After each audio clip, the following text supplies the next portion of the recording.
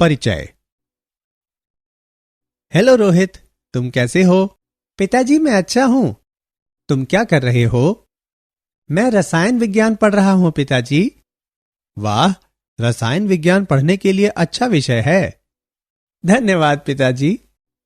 तुम जानते हो कि सभी वस्तुएं परमाणु से मिलकर बनी होती हैं। ऐसा कैसे संभव है पिताजी? और परमाणु क्या होते हैं?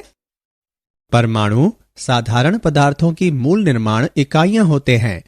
जैसे कि तुम जानते हो कि हर चीज अणुओं से बनी होती है और परमाणुओं के परस्पर मिलने से। अच्छा पिताजी, परमाणुओं में किस प्रकार की सामग्रियां होती हैं? परमाणु इलेक्ट्रॉनों, प्रोटॉनों और न्यूट्रॉनों से मिलकर बने होते हैं और इनमें एक केंद्रीय कोर होती है जो नाभिक कहलाती है। ये तो बहुत रोचक लगता है। क्या आप इस बारे में मुझे कुछ और बता सकते हैं? क्यों नहीं रोहित, आओ मैं तुम्हें परमाणु की संरचना के बारे में और अधिक बताता हूं। परिचय। हेलो रोहित, तुम कैसे हो?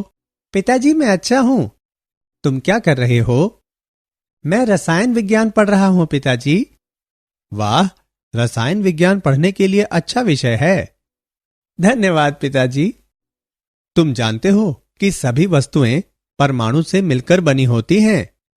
ऐसा कैसे संभव है पिताजी? और परमाणु क्या होते हैं? परमाणु साधारण पदार्थों की मूल निर्माण इकाइयां होते हैं। जैसे कि तुम जानते हो कि हर चीज अणुओं से बनी होती है और परमाणुओं के परस्पर मिलने से। अच्छा पिताजी, परमाणुओं में किस प्रकार की सामग्रियां होती हैं? परमाणु इलेक्ट्रॉनों, प्रोटॉनों और न्यूट्रॉनों से मिलकर बने होते हैं और इनमें एक केंद्रीय कोर होती है जो नाभिक कहलाती है। ये तो बहुत रोचक लगता है। क्या आप इस बारे में मुझे कुछ और बता सकते हैं? क्यों नहीं रोहित, आओ मैं तुम्हें परमाणु की संरचना के बारे में और अधिक बताता हूं।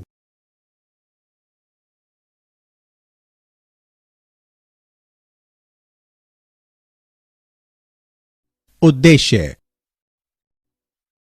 इस पाठ के अंत में आप निम्न करने में सक्षम हो जाएंगे: अपरमाणविक कणों की व्याख्या करना, परमाणु मॉडलों की चर्चा करना, परमाणु संख्या तथा द्रव्यमान संख्या को परिभाषित करना, संभारिक और समस्थानिक को परिभाषित करना, बोर के परमाणु मॉडल के विकास की पृष्ठभूमि की व्याख्या करना, हाइड्रोजन परमाणु के बोर मॉडल की व्याख्या करना।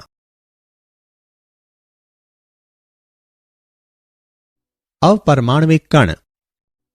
इलेक्ट्रॉन की खोज। विसर्जन नालिक कांच की एक लंबी नली होती है।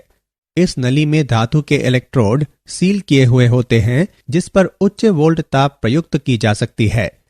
यह नली विसर्जन नलिका के अंदर गैस का दाब नियंत्रित करने के लिए एक निर्वात पंप से भी जुड़ी रहती है।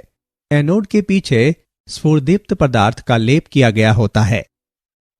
जब विसर्जन नलिका के अंदर गैस का दाब एक वायुमंडलीय दाब होता है तो नलिका से होकर विद्युत धारा प्रवाहित नहीं होती। यदि गैस का दाब कम करके लगभग 10⁻² वायुमंडलीय दाब कर दिया जाता है और इलेक्ट्रोडों पर लगभग 10,000 वोल्ट का विभवांतर लगाया जाता है तो एक विद्युत धारा प्रवाहित होती है। उसी समय गैस द्वारा प्रकाश उत्सर्जित होता है। यदि गैस का दाब कम करके 10⁻⁴ वायुमंडलीय दाब कर दिया जाता है तो प्रकाश का उत्सर्जन रुक जाता है। इसके बजाय नलिका एक धुंधले हरे प्रकाश के साथ चमकने, प्रतिदीप्त होने लगती है। यह प्रतिदीप्ति नलिका की दीवारों पर कैथोड से निर्गामित होती किरणों की बमबारी के कारण होती है। ये किरणें कैथोड किरणें कहलाती हैं। ये किरणें इलेक्ट्रॉन कहलाने वाले ऋणावेशित कणों से निर्मित पाई गईं।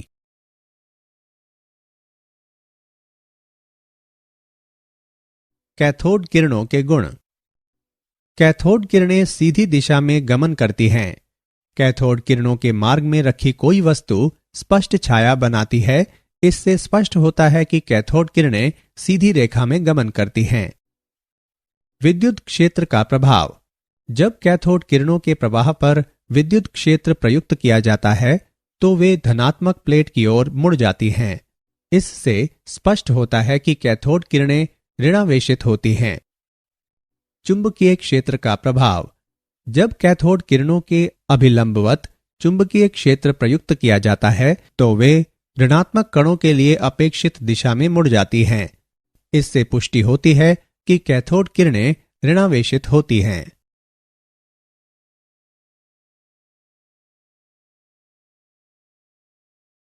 इलेक्ट्रॉन का आवेश द्रव्यमान अनुपात। विद्युत तथा चुंबकीय क्षेत्र एक साथ प्रयुक्त किए जाने पर जो एक दूसरे के अभिलंबवत लगाए जाते हैं, दोनों क्षेत्रों को इस प्रकार समायोजित करना संभव है कि कैथोड किरणें प्रतिदीप्त पर्दे पर उसी स्थिति में टकराएं जिस तरह वे कोई क्षेत्र न लगाए जाने पर टकराती हैं। इलेक्ट्रॉनों का आवेश द्रव्यमान अनुपात 1.76 गुणे 10 की घात 8 कूलम प्रति ग्राम पाया गया।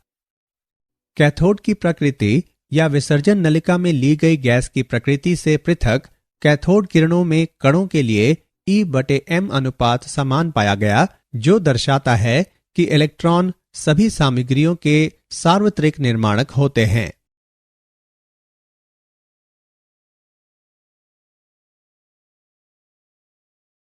इलेक्ट्रॉनों पर आवेश। R.A. मिलिकन ने तेल बूंद प्रयोग द्वारा इलेक्ट्रॉन पर आवेश की मात्रा ज्ञात की। तेल की बूंदें एक छोटे छिद्र से होकर उपकरण में प्रवेश करती हैं और दो आवेशित प्लेटों के बीच गिरती हैं। एक सूक्ष्मदर्शी के जरिए बूंदों की गति का प्रेक्षण किया गया। आवेशित प्लेटों के बीच की वायु को X- किरणपुंज प्रवाहित करके आयनित किया गया। X- किरणें वायु के कणों को आयनित कर देती हैं। इस प्रकार उत्पन्न एक या अधिक इलेक्ट्रॉन तेल की बूंद द्वारा अवशोषित किए जा सकते हैं। अतः इलेक्ट्रॉन पर आवेश E बराबर 1.6 गुणे 10 की घात -19 कूलम। इलेक्ट्रॉन का द्रव्यमान Me बराबर 9.31 गुणे 10 की घात -31 किलोग्राम।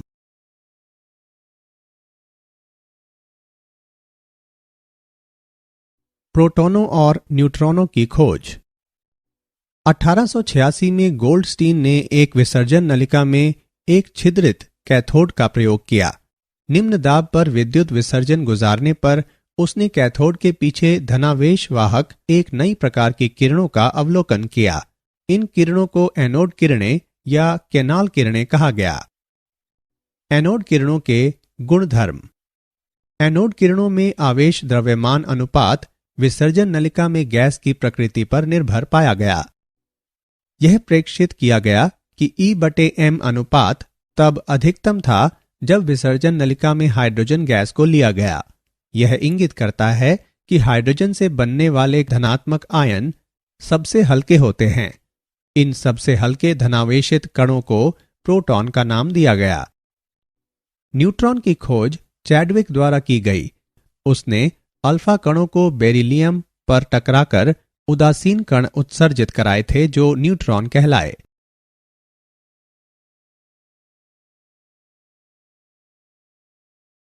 परमाणु मॉडल। परमाणु का थॉम्सन मॉडल। उसने प्रस्तावित किया कि परमाणु एक समान घन आवेशित गोला होता है जिसमें इलेक्ट्रॉन कम या अधिक समान रूप से वितरित रहते हैं। परमाणु का यह मॉडल प्लम पुडिंग या रेजिन पुडिंग मॉडल कहलाया।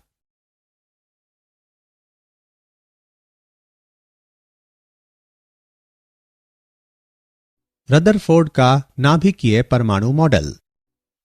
अल्फा कणों के प्रकीर्णन का प्रयोग। इस प्रयोग के अंतर्गत सोने की एक पतली पन्नी पर अल्फा कणों की बौछार कराई गई। ये कण शीशे की एक प्लेट में एक झिर्री से गुजरते हुए पतले पुंज के रूप में प्राप्त किए गए। जिंक सल्फाइड ZnS से लेपित एक वृत्ताकार पर्दे को अल्फा कणों के कारण होने वाले विक्षेपण का पता लगाने के लिए पन्नी के परितः रखा गया। जब भी कोई अल्फा कण पर्दे से टकराता तो उस बिंदु पर प्रकाश की स्फुरदीप्ति उत्पन्न होती। प्रेक्षण। अधिकांश अल्फा कण लगभग 99% सोने की पन्नी से बिना विक्षेपित हुए निकल जाते हैं। कुछ अल्फा कण छोटे कणों द्वारा विक्षेपित हो जाते हैं। कुछ कण या तो बहुत बड़े कोणों से विक्षेपित होते हैं या वास्तव में अपने पथ पर पीछे की ओर विक्षेपित हो जाते हैं।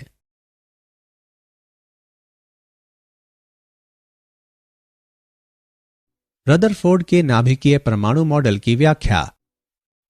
उन्होंने अपने प्रेक्षणों की व्याख्या निम्नानुसार की। चूंकि अधिकांश अल्फा कण बिना विक्षेपित हुए सोने की पन्नी को पार कर जाते हैं, इससे पता चलता है कि परमाणु में अधिकांश स्थान रिक्त होता है। अल्फा कण धनावेशित होने तथा पर्याप्त द्रव्यमान वाले होने के कारण किसी भारी धनावेशित केंद्र द्वारा ही विक्षेपित हो सकते हैं। अल्फा कणों के विक्षेपण का छोटा कोण इंगित करता है कि परमाणु में एक भारी धनावेशित केंद्र उपस्थित होता है। रदरफोर्ड ने इस धनावेशित केंद्र को नाभिक का नाम दिया। भारी धनावेशित केंद्र से सीधे टकराने वाले अल्फा कण बड़े कोणों द्वारा विक्षेपित हुए। चूंकि ऐसे अल्फा कणों की संख्या बहुत कम थी, इसलिए भारी धनावेशित केंद्र द्वारा घेरा गया स्थान बहुत कम होना चाहिए।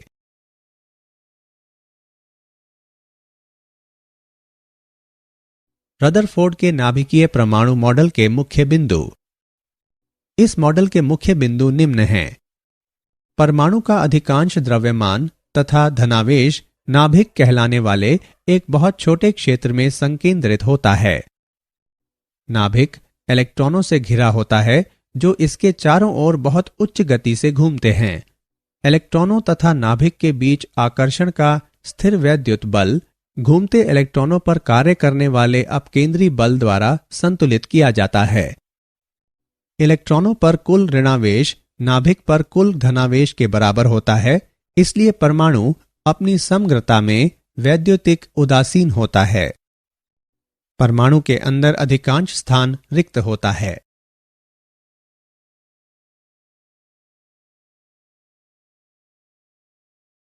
परमाणु संख्या तथा द्रव्यमान संख्या। तत्व के परमाणु के नाभिक पर इकाई धनावेशों की संख्या तत्व की परमाणु संख्या कहलाती है। किसी तत्व की परमाणु संख्या इसके परमाणु के नाभिक में प्रोटॉनों की संख्या या नाभिक से इतर इलेक्ट्रॉनों की संख्या के बराबर होती है। सामान्यतः इसे Z अक्षर से प्रदर्शित किया जाता है। परमाणु संख्या Z बराबर प्रोटॉनों की संख्या बराबर इलेक्ट्रॉनों की संख्या। द्रव्यमान संख्या। नाभिक में प्रोटॉनों तथा न्यूट्रॉनों की कुल संख्या परमाणु की द्रव्यमान संख्या कहलाती है। इसे सामान्यतः अक्षर A से प्रदर्शित किया जाता है। द्रव्यमान संख्या A बराबर प्रोटॉनों की संख्या प्लस न्यूट्रॉनों की संख्या बराबर न्यूक्लियल आयनों की संख्या।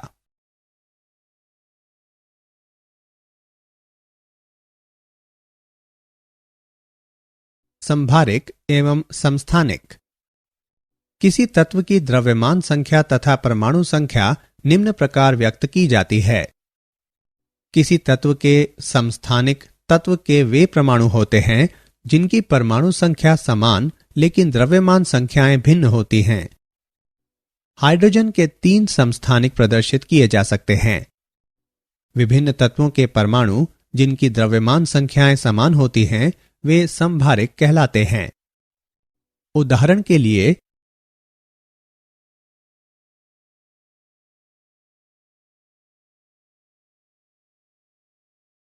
रदरफोर्ड के मॉडल के दोष। वैद्युत चुंबकीय सिद्धांत के अनुसार एक आवेशित कण त्वरित किए जाने पर वैद्युत चुंबकीय विकिरण के रूप में ऊर्जा उत्सर्जित करता है। रदरफोर्ड के मॉडल के अनुसार इलेक्ट्रॉन नाभिक के चारों ओर चक्कर काटते हैं। इसका अर्थ है कि इलेक्ट्रॉन सदैव एक त्वरण की अवस्था में रहते हैं। चूंकि इलेक्ट्रॉन आवेशित कण होते हैं, इसलिए इलेक्ट्रॉनों को विकिरण उत्सर्जित करना चाहिए और इसके परिणाम स्वरूप उन्हें मंद पड़ जाना चाहिए तथा अंततः एक कुंडलित पथ का अनुसरण करते हुए नाभिक में गिर जाना चाहिए। रदरफोर्ड का मॉडल परमाणुओं के स्थायित्व की व्याख्या करने में विफल है। यह नाभिक के परितः इलेक्ट्रॉनों के वितरण को स्पष्ट नहीं करता और हमें उनकी ऊर्जाओं के बारे में कुछ नहीं बताता। रदरफोर्ड का मॉडल हाइड्रोजन स्पेक्ट्रम में कुछ निश्चित रेखाओं की उपस्थिति की व्याख्या करने में भी विफल है।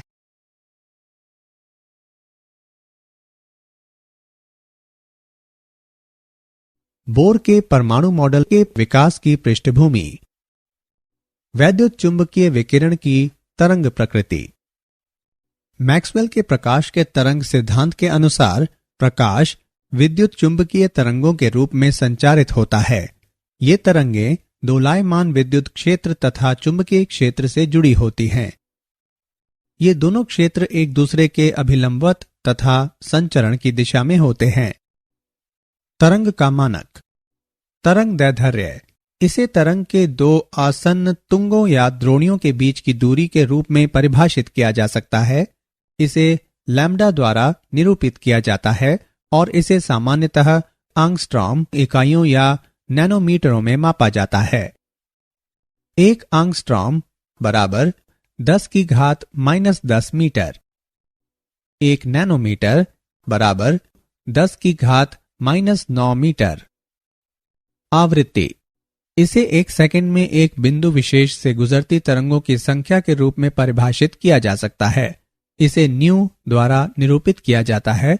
इसकी इकाइयां हैं चक्र प्रति सेकंड या हर्ट्ज। वेग किसी तरंग द्वारा 1 सेकंड में चली गई दूरी तरंग का वेग कहलाती है। इसे अक्षर c से निरूपित किया जाता है। आवृत्ति तथा तरंग दैर्ध्य का वेग c से निम्न संबंध होता है। c बराबर न्यू गुणे लैम्ब्डा। मीटर प्रति सेकंड इसका मात्रक है। तरंग संख्या इसे प्रति इकाई लंबाई तरंग दैर्ध्य की संख्या के रूप में परिभाषित किया जा सकता है। यह तरंग दैर्ध्य के विलोम के बराबर होती है। इसे इससे निरूपित किया जाता है। इसका मात्रक तरंग दैर्ध्य के मात्रक के व्युत्क्रम होता है। इसे सामान्यतः 1/सेंटीमीटर या 1/मीटर द्वारा व्यक्त किया जाता है। आयाम यह किसी तरंग के तुंग की ऊंचाई या द्रोणी की गहराई होती है। इसे सामान्यतः अक्षर a द्वारा निरूपित किया जाता है। तरंग का आयाम इसका घनत्व निर्धारित करता है।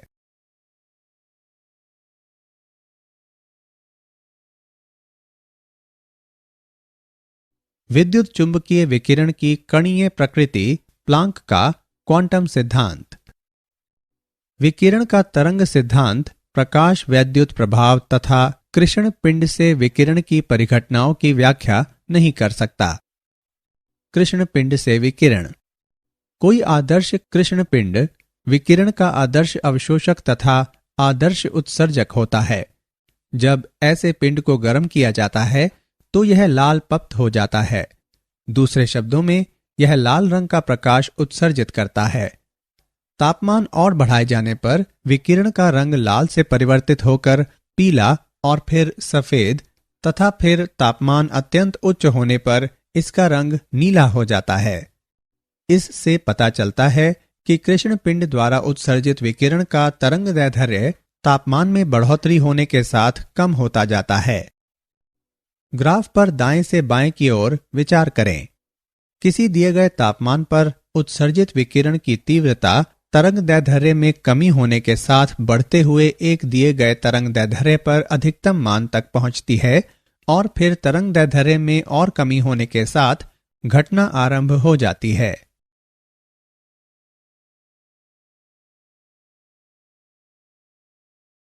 विद्युत चुंबकीय विकिरण की कणीय प्रकृति प्लांक का क्वांटम सिद्धांत। प्लांक का विकिरण का क्वांटम सिद्धांत। विकिरित होने वाली ऊर्जा सततः उत्सर्जित या अवशोषित नहीं की जाती, बल्कि यह क्वांटा कहलाने वाले छोटे ऊर्जा पैकेटों के रूप में विविक्त रूप से उत्सर्जित या अवशोषित होती है।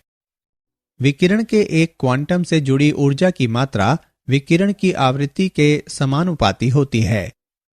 जहां नियतांक h प्लांक का स्थिरांक कहा जाता है और यह 6.625 गुणे 10⁻⁻34 जूल सेकेंड होता है। कोई पिंड क्वांटम के पूर्णांक गुणजों के रूप में ही ऊर्जा उत्सर्जित या अवशोषित कर सकता है, अर्थात E बराबर NH म्यू जहां n बराबर 1, 2, 3, 4 इत्यादि।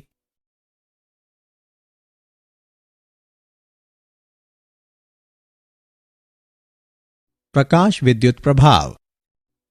प्रकाश विद्युत प्रभाव को किसी धातु के पृष्ठ से इलेक्ट्रॉनों के निकलने के रूप में परिभाषित किया जा सकता है जब उस पर उपयुक्त आवृत्ति का प्रकाश टकराता है। इस प्रकार निकलने वाले इलेक्ट्रॉन फोटो इलेक्ट्रॉन कहलाते हैं। जब विशिष्ट आवृत्ति वाला प्रकाश धातु के पृष्ठ से टकराता है तो धातु के पृष्ठों से इलेक्ट्रॉन निकलते हैं जो डिटेक्टर द्वारा खोज लिए जाते हैं। किसी विशिष्ट धातु के लिए एक विशिष्ट देहली आवृत्ति V0 होती है, अर्थात सीमा से कम आवृत्तियों पर इलेक्ट्रॉनों का उत्सर्जन नहीं होता, चाहे तीव्रता कितनी भी अधिक हो या किरणन कितने अधिक समय तक हुआ हो। प्रति सेकंड उत्सर्जित फोटो इलेक्ट्रॉनों की संख्या आपतित विकिरण की तीव्रता के समानुपाती होती है, लेकिन यह इसकी आवृत्ति पर निर्भर नहीं होती।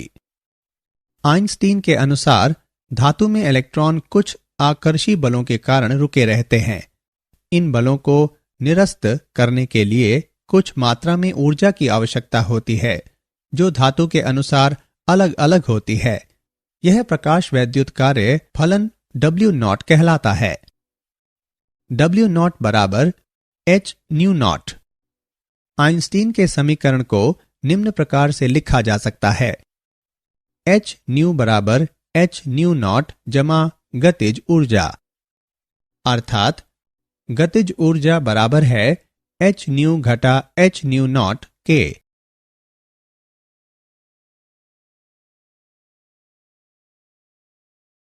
विद्युत चुंबकीय विकिरण का द्वैत व्यवहार। यह मानते हुए प्रकाश वैद्युत प्रभाव की व्याख्या की जा सकती है कि विकिरण क्वांटा कहलाने वाले ऊर्जा के छोटे पैकेटों से निर्मित होता है। ऊर्जा के इन पैकेटों को कण माना जाता है। दूसरी ओर विकिरण व्यक्तीकरण व विवर्तन जैसी परिघटनाओं को प्रकट करता है, जो इंगित करती हैं कि इनकी प्रकृति तरंगीय होती है। इसलिए यह निष्कर्ष निकाला जा सकता है कि विकिरण की द्वैत प्रकृति होती है, अर्थात इसकी प्रकृति कणीय होने के साथ तरंगीय भी होती है।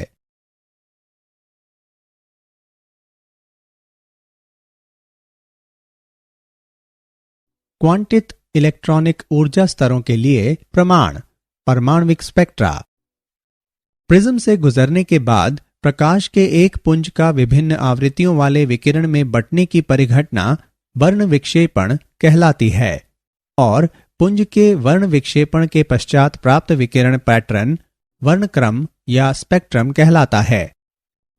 सूर्य के प्रकाश का वर्ण विक्षेपण होने पर 7 रंग प्राप्त होते हैं, जो बिना किसी असांतत्य के बैंगनी से लाल तक होते हैं, जिसका अर्थ है कि प्रत्येक रंग अन्य रंगों में मिश्रित होता है। ऐसा स्पेक्ट्रम सतत स्पेक्ट्रम कहलाता है।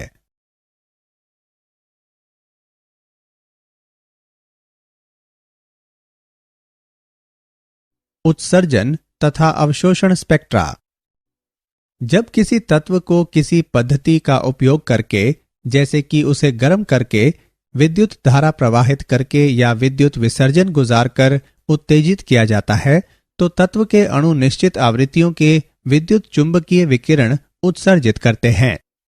बढ़ते तरंग दैर्ध्य या घटती आवृत्तियों के क्रम में इन विकिरणों की व्यवस्था तत्व का उत्सर्जन स्पेक्ट्रा या परमाणविक स्पेक्ट्रा कहलाती है। किसी तत्व का परमाणविक स्पेक्ट्रा तत्व की पहचान करने के लिए उपयोग किया जा सकता है और कभी कभी यह इसके परमाणुओं का फिंगरप्रिंट भी कहलाता है।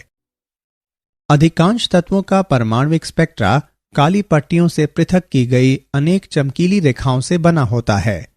इसलिए परमाणविक स्पेक्ट्रम को रेखा स्पेक्ट्रम भी कहा जाता है। अवशोषण स्पेक्ट्रम ऐसे विद्युत चुंबकीय विकिरण द्वारा बनता है जो ऐसे माध्यम से गुजरता है जहां निश्चित आवृत्तियों के विकिरण अवशोषित कर लिए जाते हैं।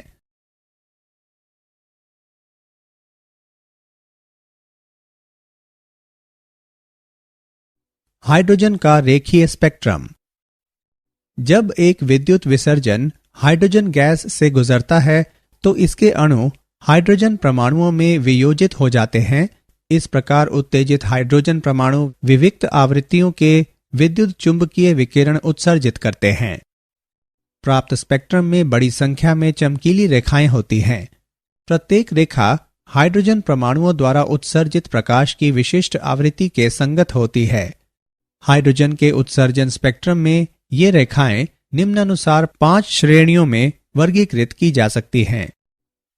पराबैंगनी क्षेत्र में लाइमैन श्रेणी, दृश्य क्षेत्र में बामर श्रेणी, अवरक्त क्षेत्र में पाशन श्रेणी, ब्रैकेट श्रेणी तथा फंड श्रेणी।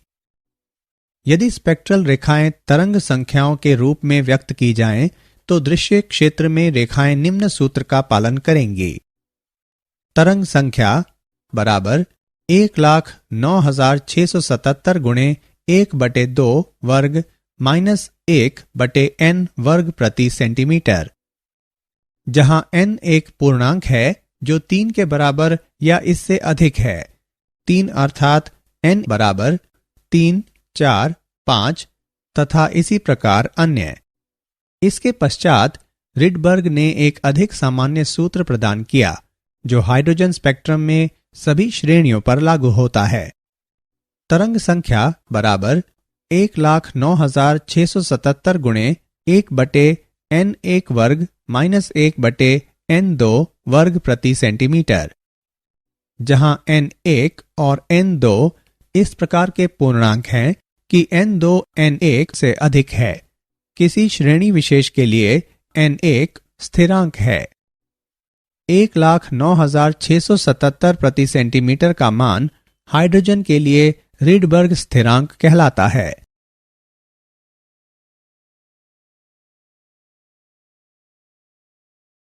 हाइड्रोजन परमाणु के लिए बोर मॉडल।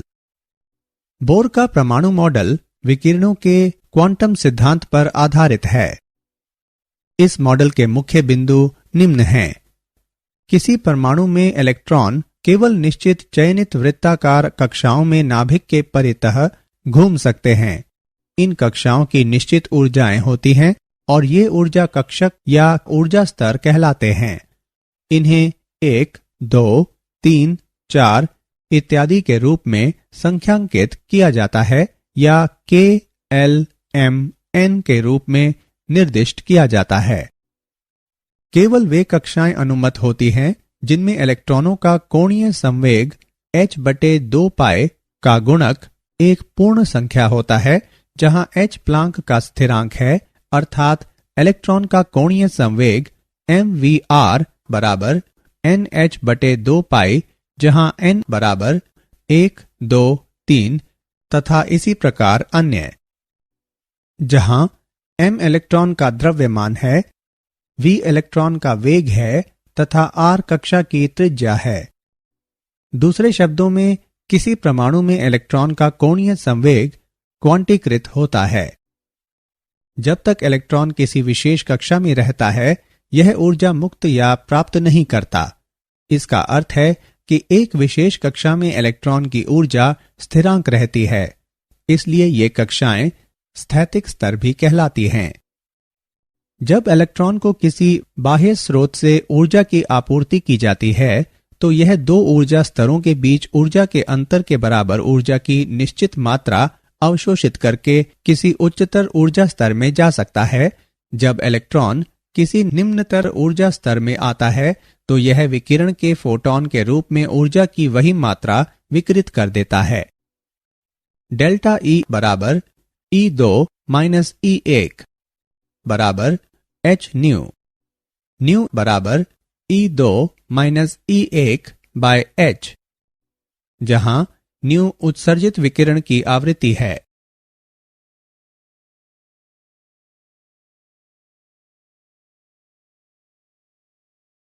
हाइड्रोजन परमाणु के लिए बोर मॉडल।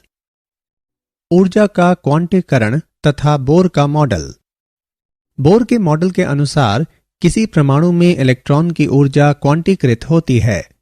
क्वांटीकरण का आशय यह है कि राशि किसी कक्षीय मान को प्राप्त करने के लिए सतत परिवर्तित नहीं हो सकती, बल्कि कुछ विशिष्ट मान प्राप्त करने के लिए केवल विविक्त रूप से परिवर्तित हो सकती है। इस बिंदु को और समझने के लिए आइए एक सरल उदाहरण पर विचार करें। माना कि एक व्यक्ति सीढ़ियों पर नीचे उतर रहा है, अतः व्यक्ति की ऊर्जा विविक्त रूप से परिवर्तित होती है और विविध स्टेपों की ऊर्जाओं के संगत उसके कुछ निश्चित ऊर्जा मान ही हो सकते हैं। इस उदाहरण में व्यक्ति की ऊर्जा क्वांटीकृत हुई है। दूसरी ओर यदि कोई व्यक्ति किसी रैंप पर नीचे आता है तो ऊर्जा सतत परिवर्तित होती है और रैंप पर किसी बिंदु के संगत उसकी ऊर्जा के कोई मान हो सकते हैं। इस उदाहरण में ऊर्जा क्वांटीकृत नहीं हुई है। इसलिए बोर के मॉडल के अनुसार किसी परमाणु में इलेक्ट्रॉन की ऊर्जा क्वांटीकृत होती है। बोर के मॉडल के मुख्य सफल बिंदु निम्न हैं। बोर का मॉडल परमाणु के स्थायित्व की व्याख्या कर सकता है। बोर का सिद्धांत हाइड्रोजन की किसी कक्षा विशेष में इलेक्ट्रॉन की ऊर्जा का परिकलन करने में सहायक है। व्यंजक निम्न हैं। En बराबर -k वर्ग गुणे 2 गुणे पाई वर्ग गुणे m गुणे e की घात 4/n वर्ग गुणे h वर्ग, जहां m इलेक्ट्रॉन का द्रव्यमान है, e इलेक्ट्रॉन पर आवेश है, h प्लांक का स्थिरांक है, k कूलम का स्थिरांक नियम है। स्थिरांक का मान प्रतिस्थापित करने पर हम पाते हैं कि En बराबर -1312/n वर्ग किलो जूल प्रति मोल। बोर ने हाइड्रोजन परमाणु में किसी कक्षा की त्रिज्या के लिए एक समीकरण प्रदान किया। Rn बराबर n वर्ग गुणे h वर्ग बटे 4 गुणे पाई वर्ग गुणे k गुणे m गुणे e वर्ग। Rn बराबर n वर्ग गुणे 0.529 गुणे 10 की घात -10 मीटर। Rn बराबर n वर्ग गुणे 0.529 एंगस्ट्रॉम। इस प्रकार n के बढ़ने के साथ कक्षा की त्रिज्या बढ़ती है। हाइड्रोजन की प्रथम कक्षा की त्रिज्या 0.529 एंगस्ट्रॉम होती है। यह बोर की त्रिज्या कहलाती है।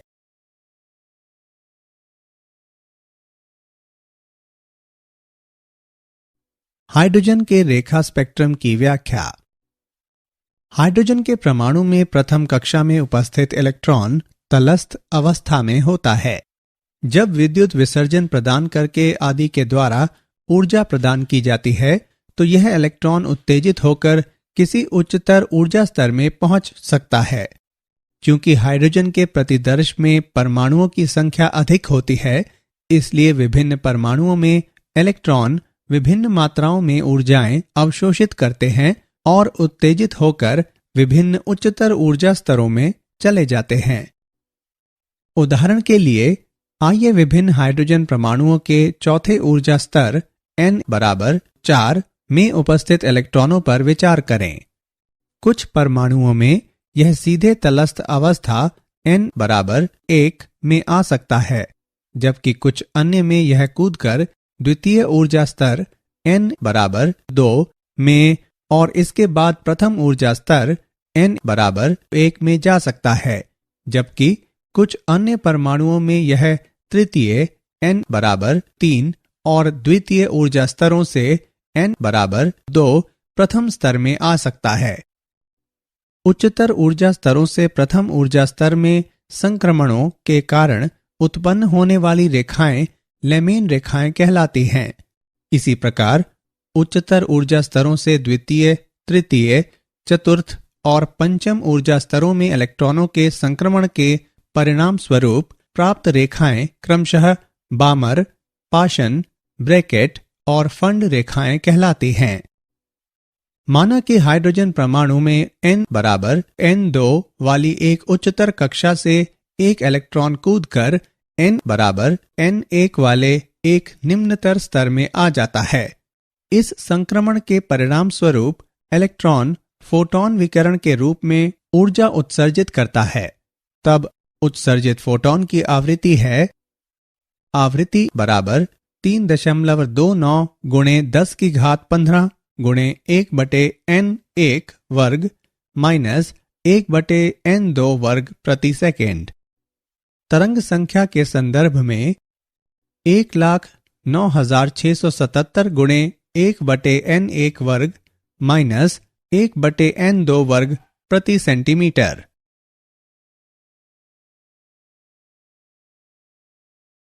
बोर के मॉडल की सीमाएं। बोर का मॉडल एक से अधिक इलेक्ट्रॉन वाले परमाणुओं के स्पेक्ट्रा को स्पष्ट नहीं कर सका। चुंबकीय क्षेत्र की उपस्थिति में प्रत्येक स्पेक्ट्रल रेखा कम अंतराल वाली रेखाओं में बंट जाती है। जी-मैन प्रभाव कहलाने वाली यह परिघटना बोर के मॉडल के आधार पर स्पष्ट नहीं की जा सकी। इसी प्रकार प्रयुक्त विद्युत क्षेत्र के प्रभाव के अंतर्गत स्पेक्ट्रल रेखाओं का विभाजन, जो स्टार्क प्रभाव कहलाता है, की व्याख्या भी बोर के मॉडल द्वारा नहीं की जा सकी।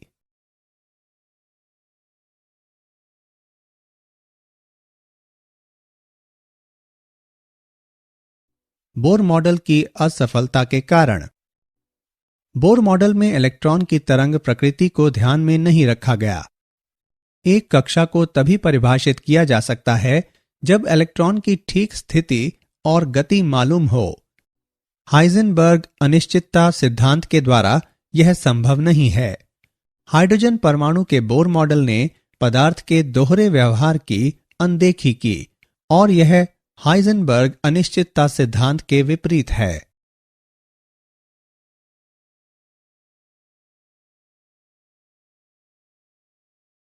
क्या आप जानते हैं, परमाणु विखंडन करने वाले वैज्ञानिकों को मनुष्य द्वारा निर्मित सर्वोच्च रिकॉर्ड तापमान का श्रेय प्राप्त है, जो सूर्य के आंतरिक भाग से 1,00,000 गुने अधिक गर्म है। लेड आयनों का संघटन करने वाले वैज्ञानिकों ने लगभग 5.5 ट्रिलियन सेल्सियस तापमान पर अत्यंत गर्म उप परमाणविक सूप निर्मित किया, जो क्वार्क ग्लुऑन प्लाज्मा कहलाता है। यह ताप किसी प्रयोग में दर्ज किया गया सर्वाधिक उच्च तापमान है।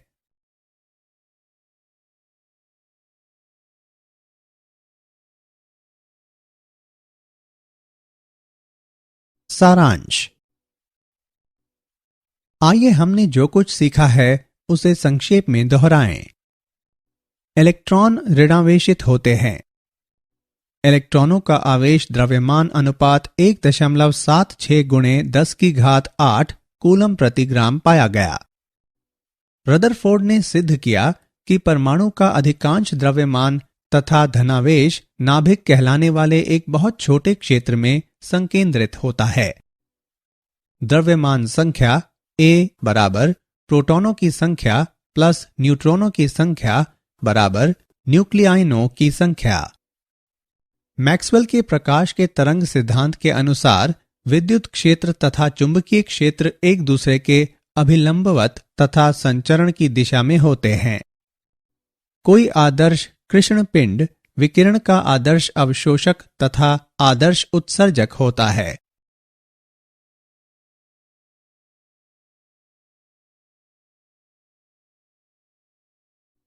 विकिरण के एक क्वांटम से जुड़ी ऊर्जा की मात्रा विकिरण की आवृत्ति के समानुपाती होती है, जहां नियतांक H प्लांक का स्थिरांक कहा जाता है और यह 6.625 गुणे 10 की घात -34 जूल सेकेंड होता है। प्रकाश वैद्युत प्रभाव को किसी धातु के पृष्ठ से इलेक्ट्रॉनों के निकलने के रूप में परिभाषित किया जा सकता है जब उस पर उपयुक्त आवृत्ति का प्रकाश टकराता है। इस प्रकार निकलने वाले इलेक्ट्रॉन फोटो इलेक्ट्रॉन कहलाते हैं। किसी तत्व का परमाणुविक स्पेक्ट्रा तत्व की पहचान करने के लिए उपयोग किया जा सकता है और कभी कभी यह इसके परमाणुओं का फिंगरप्रिंट भी कहलाता है।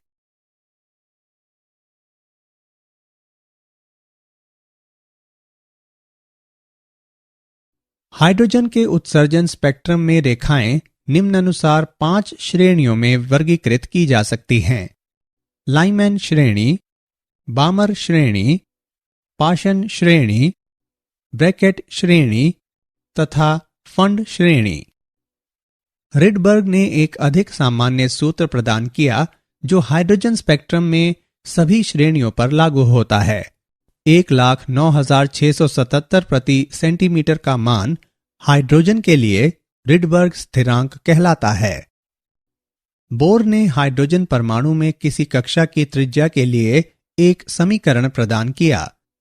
Rn बराबर n वर्ग गुणे 0.529 एंगस्ट्रॉम।